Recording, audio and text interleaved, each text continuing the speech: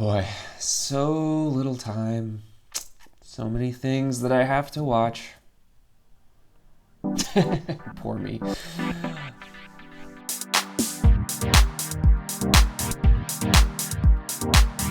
So getting into Hollywood, the latest miniseries or series from Ryan Murphy on Netflix, which is a great place for Ryan Murphy, I feel.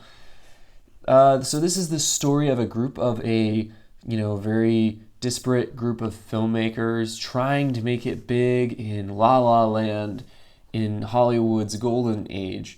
And I have some problems with this series, and I have some things that I enjoyed about it. But before I get into my thoughts, if you're new to the channel and if you're interested in seeing more of my reviews, please consider subscribing.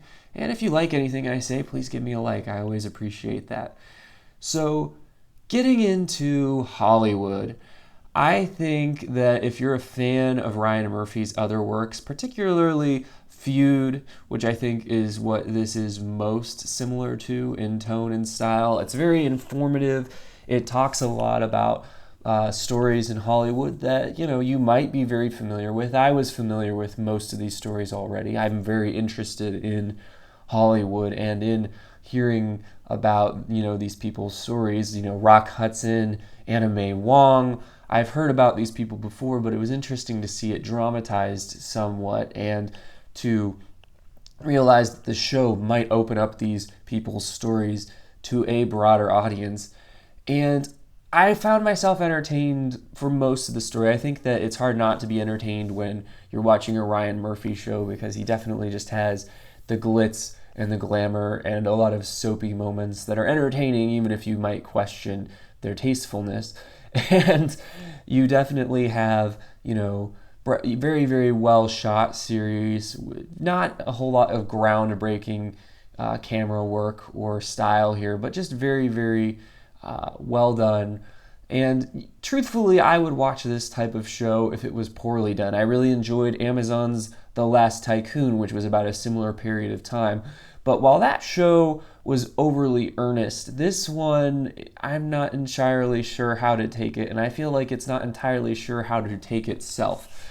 Because on the one hand, I think it wants to be this expose where it peels back the layers and shows you the cancer underneath the surface of the image of Hollywood that it conveyed of itself during this time. Because when we look at Hollywood during this time, I always think we think that things were better than it was. I think it's the same thing we feel tempted to do when looking at the 60s or the 50s or any period of time where it's far enough in the past that it's we can see the good things about it and think that the grass is greener, but we don't necessarily see all the bad things that came with that. And this, wants to expose a lot of those things. I mean, you've got Jim Parsons playing a very Weinstein-esque agent who is representing a young actor who, I'm going to try not to spoil this, but who's very well known. It's an actual person, but they don't reveal that right away. So I'm trying not to give spoilers, but who, is forcing this young man who really wants to get in the business to do him a number of sexual services in order to represent him and try to get him roles, which is something that still happens in Hollywood and, wasn't dealt with at all or very much until really recently. So, it's new Hollywood isn't that different from old Hollywood, and I think that's not necessarily something that this show really seems to grapple with significantly, and I think that would be a hard thing to deal with since this is centered on some stuff taking place in the past.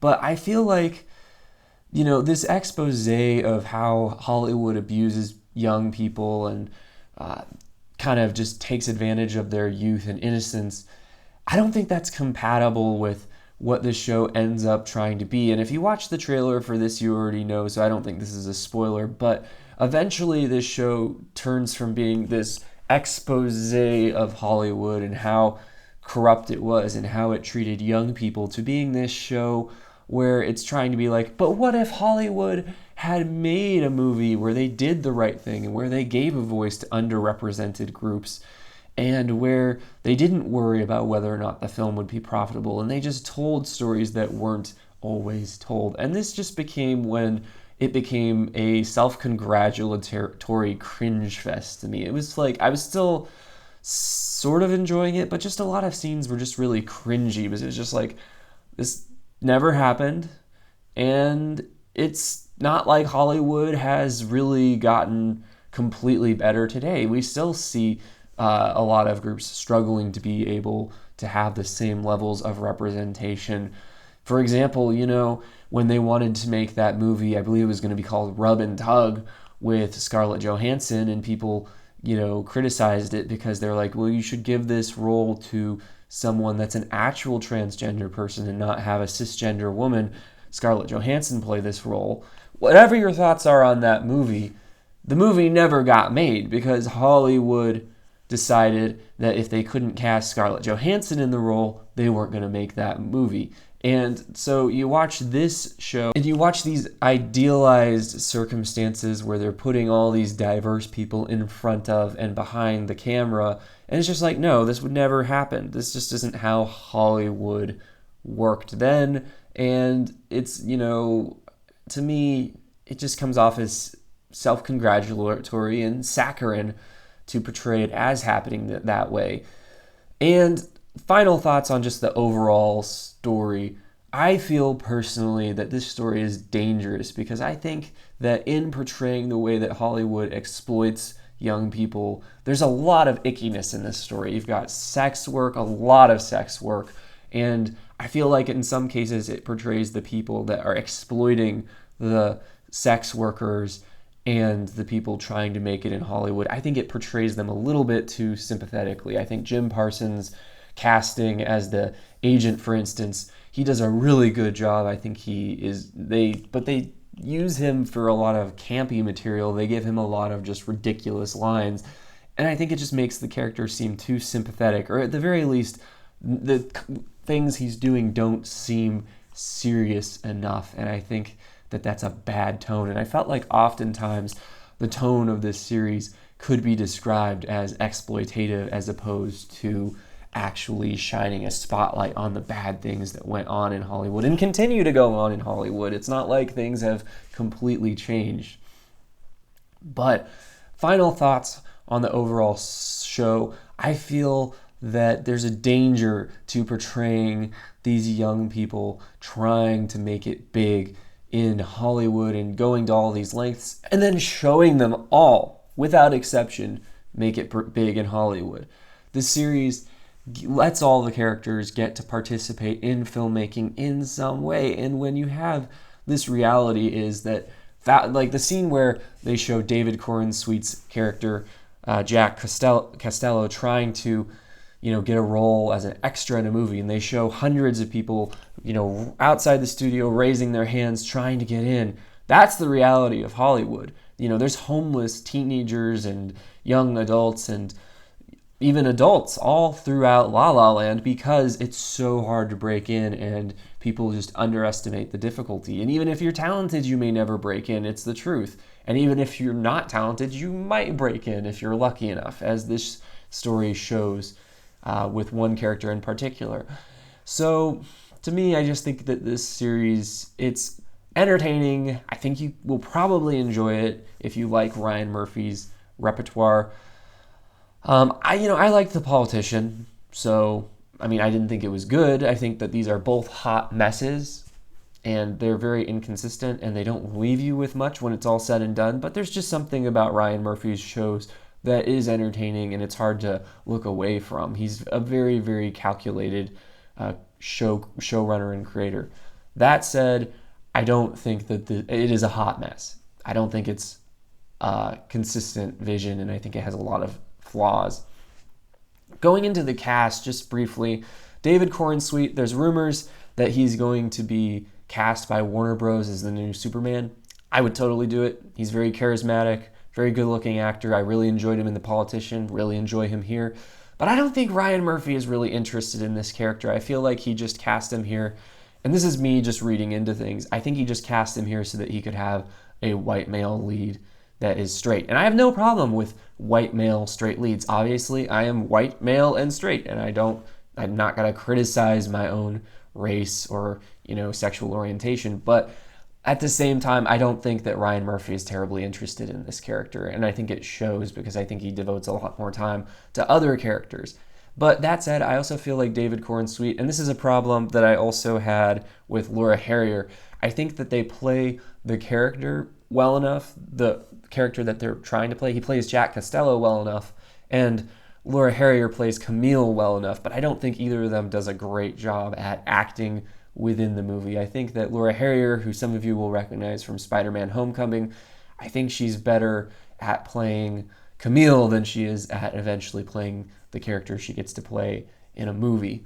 I thought Darren Criss was good. Not as much was asked of him from an acting perspective, but he did what he was asked to do. Patti LuPone and Holland Taylor are very good. I would say Jeremy Pope. Again, not my favorite casting choice in this, but he did fine with what he was given to do. I'm not sure. It's interesting. I feel like Ryan Murphy really likes female characters, and that's where he really stands out writing. And I feel like casting is a lot, and you see Holland Taylor and Patti LuPone given his juiciest material, but you also see Samara Weaving given, I'm probably saying her name wrong, but given some really juicy bits. And I think she is given a smaller role in this, but I think she does a lot with it, and I really enjoyed her performance. And I think her performance kind of undercut Laura Harrier's performance, and it's really hard to talk about that without getting into spoilers, but let's just say I felt like she did a better job acting within a movie, within this show, than I felt that Laura Harrier did. Dylan McDermott, again, I felt like a similar problem to Jim Parsons, too sympathetic in the role that he played. There were some really nice cameos from actors playing celebrities such as Vivien Leigh. I thought the actress who played Vivien Leigh did a fantastic job evoking the real-life Vivien Leigh, and I thought that was really an interesting scene. I thought that Rob Reiner as the studio head was engaging. Small role, but he was good for the brief time that he was in it. And, just overall, great cast, entertaining show.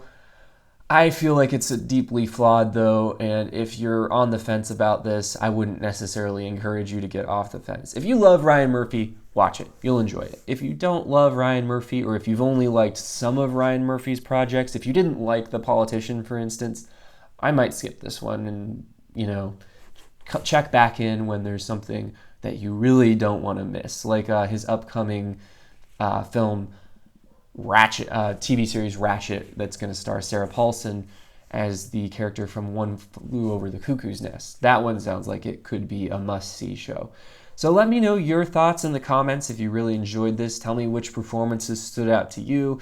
Tell me if you think I'm wrong about the overall story, and if you think that the messaging was not problematic like I did. And let me know what you enjoyed the most about this show overall. So those are my thoughts. Let me know your thoughts in the comments. And if you're interested in seeing more reviews like this one, please subscribe. That's my review of Hollywood.